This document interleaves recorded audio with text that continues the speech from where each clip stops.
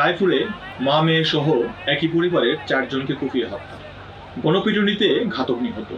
লক্ষ্মীপুরের রায়পুর উপজেলায় হৃদয় বিদারক এক হত্যাকাণ্ডে মা ও 3 মেয়েকে কুপিয়ে হত্যা করা হয়েছে। এ ঘটনায় স্থানীয়দের গণপিটুনিতে সন্দেহভাজন ঘাতকও নিহত হয়েছেন। ফলে এ ঘটনায় নিহত হয়েছেন 5 জন। বৃহস্পতিবার 25 জুন সকালে রায়পুর পৌর এলাকার একটি ভাড়া বাসায় এই ঘটনা ঘটে। নিহতরা হলেন শাহিনুর বেগম 38, তার বড় মেয়ে সাইমা আক্তার 21, মেজ মেয়ে ইকরা আক্তার 17 এবং ছোট মেয়ে শিফা আক্তার 9। এছাড়াও গণপিটুনিতে নিহত হয়েছেন সন্দেহভাজন ঘাতক অন্তর মজুমদার। নিহত নারীর একমাত্র ছেলে রায়পুর বাজারের হার্ডওয়্যার দোকানের কর্মচারী। ঘটনার সময় সে বাসায় ছিল না। জেলা পুলিশ সুপার মোহাম্মদ আবু তারেক এবং রায়পুর উপজেলা স্বাস্থ্য ও পরিবার পরিকল্পনা কর্মকর্তা ডাক্তার বাহারুল আলম বিষয়টি নিশ্চিত করেছেন। পুলিশ ও স্থানীয় সূত্রে জানা গেছে, শাহিনুর বেগম দীর্ঘদিন ধরে সন্তানদের নিয়ে রায়পুরের একটি ভাড়া বাসায় বসবাস করছিলেন। 2019 সালে তার স্বামী মোহাম্মদ কামাল বিদ্যুৎপৃষ্ট হয়ে মারা যাওয়ার পর তিনি 3 মেয়ে ও 1 ছেলেকে নিয়ে সংসার চালিয়ে আসছিলেন। বৃহস্পতিবার সকালে অন্তর মজুমদার নামে এক ব্যক্তি ওই বাসায় প্রবেশ করে ধারালো অস্ত্র দিয়ে শাহিনুর ও তার 3 মেয়ের উপর হামলা চালায়। গুরুতর আহত অবস্থায় তাদের উদ্ধার করে রায়পুর উপজেলা স্বাস্থ্য কমপ্লেক্সে নেওয়া হলে চিকিৎসকরা শাহিনুর, সাইমা ও শিফাকে মৃত ঘোষণা করেন। পরে আশঙ্কাজনক অবস্থায় ঢাকায় নেওয়ার পথে ইকরাও মারা যায়। ঘটনার পর স্থানীয়রা অভিযুক্ত অন্তরকে আটক করে গণপিটুনি দেয়।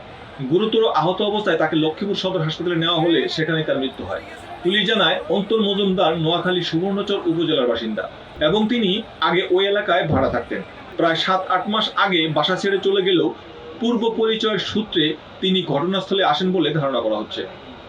জেলা পুলিশ সুপার মোহাম্মদ আবু তারেক জানান, ঘটনার কারণ এখনো নিশ্চিত হওয়া যায়নি। তদন্ত চলছে এবং হত্যার পেছনের উদ্দেশ্য উদ্ঘাটনের চেষ্টা করছে পুলিশ। এদিকে ঘটনাস্থলে উত্তেজিত জনতাকে নিয়ন্ত্রণ করতে গিয়ে পুলিশের 6 থেকে 7 সদস্য আহত হয়েছেন। সহকারী police super Raipur circle Mohammad Abdur Rashed জানান, পরিস্থিতি নিয়ন্ত্রণে আনতে গেলে বিক্ষুব্ধ জনতা পুলিশকে লক্ষ্য করে ইট পাটকেল নিক্ষেপ করে। ঘটনার পর এলাকায় শোক ও আতঙ্ক বিরাজ করছে। পুলিশ ঘটনাস্থল পরিদর্শন করছে এবং এ বিষয়ে প্রয়োজনীয় আইনগত ব্যবস্থা গ্রহণের প্রক্রিয়া চলছে।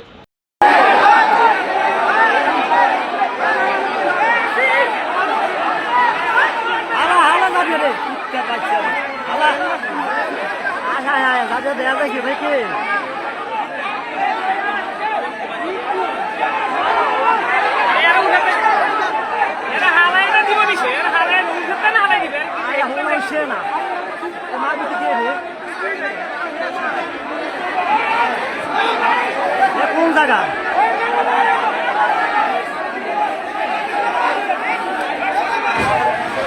মাল আগে আগে দিতে বাড়ি বাড়ি দে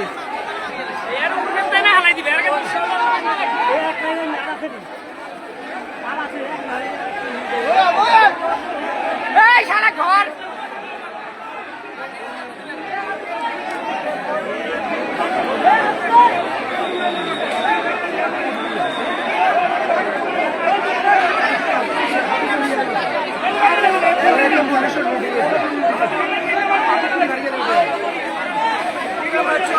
সমস্যা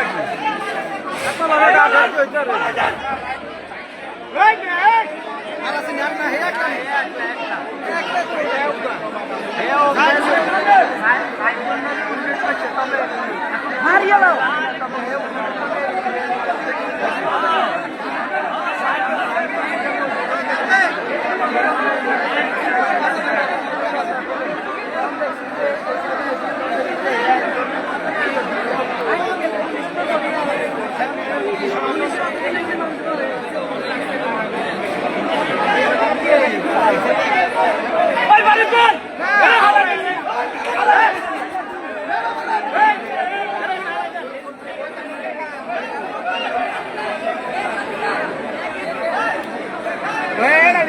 হরিগেছেন নিচে নিচে কি হরিগেছেন মাগি দিতে নাকি আছে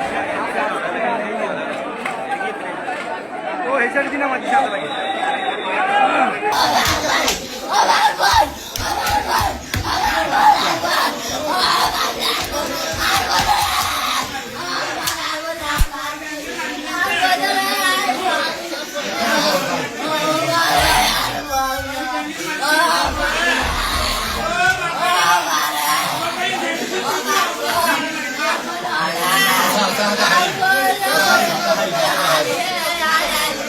রায়পুরে একটা ভয়াবহ ঘটনা ঘটছে। এই ঘটনা জানার পরপরই আমরা এখানে আসছি। একই পরিবারের 3 জন সদস্য মারা গেছে, মা এবং 2 মেয়ে, আর এক মেয়েও গুরুতর আহত। সে ঢাকা রেফার করা হয়েছে। আর যে অ্যাকুয়েজ ছিল, যাকে অভিযুক্ত করা হয়েছে, তাকে পাবলিক হাতে নাতে ধরছে এবং তাকে আমাদের পুলিশদের উদ্ধার করার চেষ্টা করছে। তার আগে তার গণপিটুনি হয়েছে এবং তাকে রেফার করা হয়েছে সদর হসপিটালে। এই অবস্থায় সে তো মারা গেছে আমরা যতটুকু জানছি আর কি। আচ্ছা, আমরা এখনো ওটা কনফার্ম হয়নি। আমরা কনফার্ম হলে আপনার জানাবো। তার অবস্থা খুব ক্রিটিক্যাল ছিল আর কি। এটা এখন আমি পিওতে যাচ্ছি এখন, যে আমি আসলে এখন আমরা বিস্তারিত জানতে পারিনি ঘটনা। আমরা তারপরে আমরা ডিটেল নিয়ে তারপরে জানাবো। ওকে, এই ঘটনা কোনো কিছু উত্তর হয়েছে কিনা, মানে আলামত হত্যাকাণ্ডের? এখনো আমরা আসলে এই ঘটনা ঘটার পরপরই পুলিশ এই অ্যাকুজকে যারা অভিযুক্ত তাকে পাবলিক ঘেরাও করে রাখলে তাকে উদ্ধার করার চেষ্টা করছিল। সেখানে জানেন যে উইট পাটকেল নিক্ষেপ হয়েছে, আমাদের কিছু পুলিশ আহত হয়েছে। কারণ আমরা এইগুলো নিয়ে ব্যস্ত ছিলাম এবং এই যে জানেন ভিকটিম যারা মারা গেছেন তাদেরকে হাসপাতালে পাঠানো, এইগুলো নিয়ে ব্যস্ত থাকার কারণে আমরা এখনো আসলে ডিটেল তথ্য জানতে পারিনি। আমরা জানার পরে আপনাদেরকে সব জানাবো। ওকে, থ্যাংক ইউ। প্রথমে 4 জন আসে, স্ট্যাব ইনজুরি, শরীর বিভিন্ন জায়গায় গভীর কোপের চিহ্ন। তো আমরা আনার পরে আমরা 2 জনকে মৃত ঘোষণা করতে হয়। আরেকজনের একদম গলায় কোপ ছিল আর কি, গলায় আমাদের শ্বাসনালীটা ওপেন হয়ে গেছে, এমন কোপ পড়ছে আর কি শ্বাসনালীতে। তো ওইটাতে আমরা একটা শ্বাসনল দিয়েছি, ওটা আবার আমি সেলাই করে দিয়েছি সাথে রেফার করার জন্য, মানে ঢাকা মেডিকেল যদি পৌঁছানো যায় ওটা সেলাই করে দিয়েছি যাতে ওটা টিকে থাকে। তো কিছুক্ষণ পর ওটাও মারা গেছে। এখন 3 জন মৃত। আর আরেকটা বাচ্চা মেয়ে ওদের, ওটারও 17 বছর বয়স, ওটার একদম ফুসফুস দেখা যাচ্ছে, এরকম গভীরভাবে কোপ, এখানে বুকে 2টা কোপ। তো আমরা ওগুলো ঢেকে স্যালাইন দিয়ে আমরা রেফার করছি। আমাদের এখানে চেয়ার বেশি কিছু করার নাই। তো আল্লাহ যদি বাঁচায় তাহলে হয়তো বাঁচবে, অবস্থা খুব খারাপ। আর পঞ্চম যে অ্যাকিউজড অভিযুক্ত যেটা, তারও মাথায় কোপের দাগ ছিল, তারও কোপের দাগই পাইছি আমরা, শরীর বিভিন্ন জায়গায় রক্তাক্ত, শ্বাস নিতে তার কষ্ট হচ্ছিল। তো আমরা ওটা ব্যান্ডেজ করে স্যালাইন দিয়ে ওটাও রেফার করে দিছি। আজকে যে ঘটনা ঘটছে, আসলে ঘটনা বিবরণ বলতে, আমি সকাল 10টা দোকানে আসি। দোকানে আসার পরে 10টার দিকে আসি, প্রায় 11টার দিকে আমার দোকানের পিছন থেকে আমাদের প্রতিবেশী আসি, বললো শিপাতের বাসায় কি জানি হয়েছে, রক্ত দেখা দিতে। যে শিপাত হলো আমার প্রতিষ্ঠানে চাকরি করে, আমাদের নতুন বাজার একটা প্রতিষ্ঠান আছে মাইরা এন্টারপ্রাইজ, ওখানে সে থাকে। তো আমরা এটা শুনি, তারপরে আমাদের দোকানের পিছনে শিপাতরা যে বাসায় থাকে ওখানে যাই।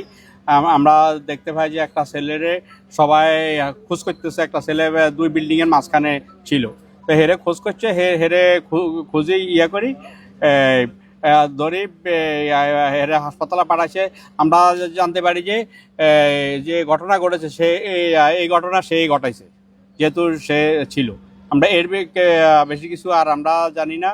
এরপরে শিপাত আসে, আসার পরে শিপাত এবং আমাদের এলাকাবাসীর সহযোগিতায় আমরা যে 4 জন উন্ডি রয়েছে তাদেরকে রায়পুর সরকারি হাসপাতালে আমরা পাঠানোর ব্যবস্থা করি। ঘটনাটা কি কারণে হতে পারে? কি কারণে হতে পারে আমরা ঠিক এখনো কোনো কিছু আমরা বুঝতে পারতেছি না কি কারণে হতে পারে। ঘাতকের পরিচয়টা একটু যদি জানতে পারা যায়। ঘাতকের পরিচয় আরো 1-1.5 বছর আগে শিপাতরা যে বিল্ডিং এ থাকে ওই বিল্ডিং এ ভাড়া থাকতো, ওই বিল্ডিং এ 4 তলা ভাড়া থাকতো, এতটুকুই জানি। কিছু জানে না, ও ছিলই না। ঘটনার সময় কই ছিল? ও দোকানে ছিল, ও ঘটনাস্থলে ছিল না। ও সকাল 8টা বাজে বের হয়ে গেছে, চাকরিতে চলে গেছে। আমাদের ডিউটি 7টার পরে ডিউটি, যেমন আমার আজকে সকালে 7টা, ও আসছে 8টা, আসি আমি দোকান খুলছি, ও চলে গেছে ওর কাজে, আমি কাজে ছিলাম। পরবর্তীতে আমরা 10টা 10:30 নাগাদ মানুষ দেখি হাই হাল্লা, তারপর আমরা ঘটনাস্থলে দেখি পরিস্থিতি। এর বাইরে আর আমরা কোনো কিছু বলতে পারবো না। আমি ঘটনা এটুকু যেটুকু জানছি অতটুকু, বাদ বাকি আমরা কিছু জানি। আপনারা বিয়ে করবেন না জান। সকালে আমরা রান্নার লাই কাজ করতে আসি, বুঝলেন?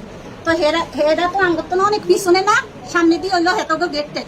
তো আঙ্গুর পিছনের রুম দিয়ে আমার বউ কি তো কামায়, তাও ঘরে ভিতরে কালকে চিল্লার কান্না করে, বুঝলেন? চিল্লার কান্না করে, আর বউ গেছে যাই উনাকে আমার ছেলে আবার সেই রুমের মধ্যে টিভি মোবাইল চায়, কমানা মোবাইলের ভিতরে কান্না করে। তখন এটা কই স্যার আমি চলি আসি আর আবার আমার ছেলের বউ যাই কি কর আমি ওই গা আবারও কান্দে, বুঝলেন? তাই আবারও কান্দে। আর আমি কি করছি, আমি এই সামনে দিই বুঝলি, আমি এই সামনে দিই হেতাগর ইয়ান দি ঘুরি এই পথে দিয়ে হেতাগর জানালাত গেছি, জানালাত কিনলে গেছি কয়ে মেয়ে গুন্ডা হতো বাপ নাই, এদের বাপ মারা গেছে কারেন্টে শর্ট করি, এরা 3 বোন আর বাইটা কাজে চলে গেছে। তখন আমি ওই সামনে জানালা দিই, ওই বড় মেয়ের নাম সাইমা, ও সাইমা ও সাইমা, কোনো শব্দ নাই বুঝলি, অনেকক্ষণ বড়ি ডাকাডাকি করতেছে, কোনো চিল্লাচিল্লি নাই। কিছুক্ষণ পরে পর্দার পাখিটি দেওয়া যাইতেছে, পাক ঘরের ভিতরে পুরুষ একটা যাইতে আছে বুঝলি, পুরুষ একটা যাইতে আছে। আরে আমি অনেকক্ষণ দাঁড়াই রয়েছি, দাঁড়িয়ে পরে এখন আমি চলে এলাম। আমি কিছুক্ষণ পরে আমার পাশে আমার এইদিকে দিয়ে আমার পানির লাইন আছে, তো ওরা ওইদিকে দিয়ে পাইপ খরবন করে, আর আমি তো চাই আমার পানির লাইনে কোনো ক্ষয়ক্ষতি হয়েছিল। যখন আমি ওই পাশে একটু কাট দিছি শোনা যায় আমি যে জানালাটা ছিলাম ওই জানালা ঠাস ঠাস করে আটকার আমি পিছনে দিয়ে ঘরের ভিতরে তাকাইছি, কিন্তু লোকের যারা আমি ভিতরে দেখছি দেখছি আমার কাছে এবার 30 জন।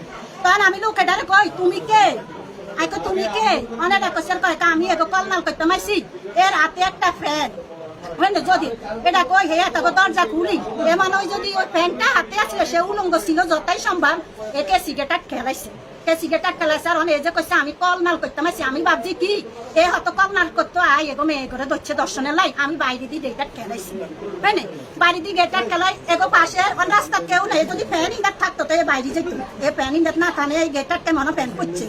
তা আমি ভাবছি কি এই গেটারটা উপরের দিকে চলে গেছে কোনো বাটিয়া, পরে আমি উত্তরি দিয়ে আই, আমি আর সিগারেট আটকা হে আটকাছি, আমি আর ঢুকিয়াম কেন, পরে আমি পাশের এগরে বলাইতে আসি, পাশের ফ্ল্যাটের এগরে এগর এ নাসরিন মিয়া কয় কি আইকে গো তোরা সামাগো বাসাতে এরকম সিল্লাকে এখন সে লোক গাদের সিগারেট আটকাই এই যেদিকে ছাদের দিকে উঠে গেছে।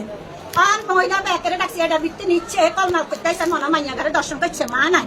তখন আমি মহিলা সবারই ডাকছি আর কামনে ঘর আইয়েন আইকো না আমার কাঁপাতে চেটা বৃত্তি নিচ্ছে কিছু হয়েছে তোরা যা, এরা যেন ঘর দুয়ার হানা দি দেয় রক্ত, কেউ আর আমরা ঢুকি না।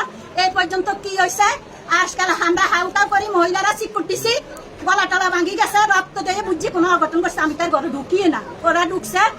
এখন তো চতুর্দিকে তো নাই হেলোকেরা হলে সবাই চাদরটা দূরিত যাকে হেলোকের ভিতরে কাকে দেখছেন আপনারা বা কি দেখছেন? ভিতরে আমি ঢুকি না, না পরে কি জানছেন ভিতরে? পরে এখন কি জানি, এখন আপনারা জানেন কি হয়েছে আমি তো এখনো মনে বুঝাতে পারি না। আমি দূরে দেখছি, আমরা এগুলো আশ্রয় দিয়ে রাখছি, কি করি বাচ্চা মহিলা সবসময় কান্না করে, 3টা মেয়ে আমি কি করি যত শিক্ষিত। কোন ছেলে মারার পরে আমি তো চিনি না, পাশের মাইছে আমরা ঘর আমরা কি রাস্তা যাই না, ওই ছেলে বলে ডাগন বিক্রি করছে, এই বাসা ভাড়া থাকতো তো এই বাসায় ডাগন দেখছে ভাড়া থাকতো সাতুরে ডাগন শুনি না, আমি তো চিনি না। সেটার নাম জানেন না? না না আমি সেটা তো জানি না। ওই যে এরা ওই পাশে যারা রাস্তা খায় এসব মানুষের জিজ্ঞান এরা কয় অন শুনছি কি কয় এই ছেলে বলে এগো বাসা খায়। ওই মহিলার নাম কি? যে মহিলার মারছে শাহিনুর বেগম। স্বামী নাই? না না স্বামী না, পরের মেয়ের নাম এখানে বাসা ভাড়া করে থাকতো, ওই স্বামী থাকতো। তো এরা মেধাবী বাংলাদেশের মানুষ এগুলো পড়া লেখার বাকি বুল্লা এই যত বড় বড় বিল্ডার মেয়ে কয়জন? না 3 জন, মানে একজন ছেলে, ছেলেটা ওই যে বিল্ডার এর নাম সিপা। তিন মেয়ের নাম কি? হ্যাঁ 3 মেয়ের নাম কি? বড় মেয়ের নাম সায়মা, ছোট মেয়ের নাম ইকরা, মেজো মেয়ের নাম ইকরা, ছোট মেয়ের নাম সিপা। ছোটগা মাস্টার স্কুলে মনে কেজি 3 না পড়ে।